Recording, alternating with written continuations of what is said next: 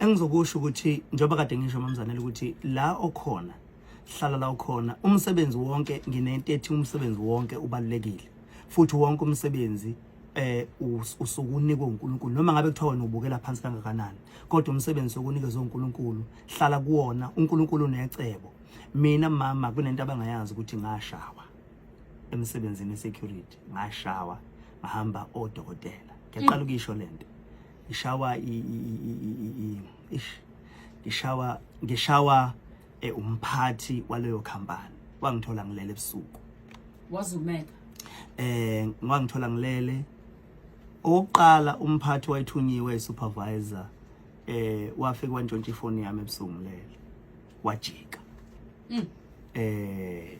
umphathi nje wecompany ethize wajika entshontsha ifoni yami mangiyavuka ekseni ifoni ayikho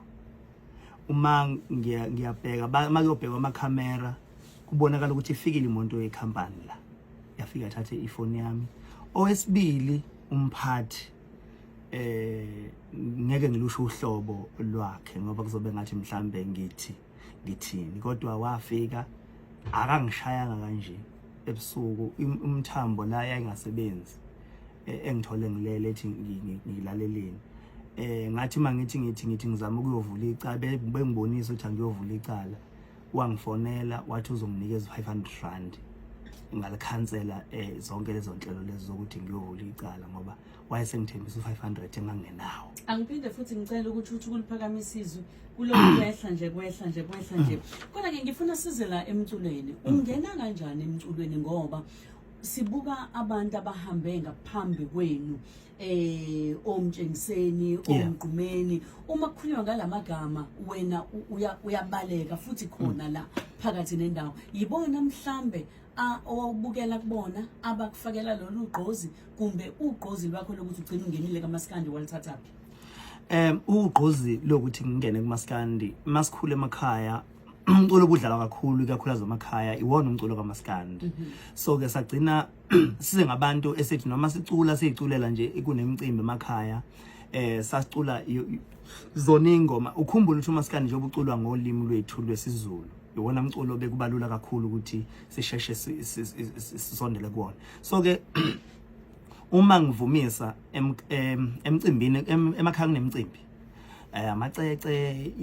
imemulo emhlonyane yonke imicimbi ebakhona emakhaya kuba khona ke mase kuthiwa emini sokuphela sokungena endlini ke sekuyovunywa ingoma ilapho khona ke engangithi mangabe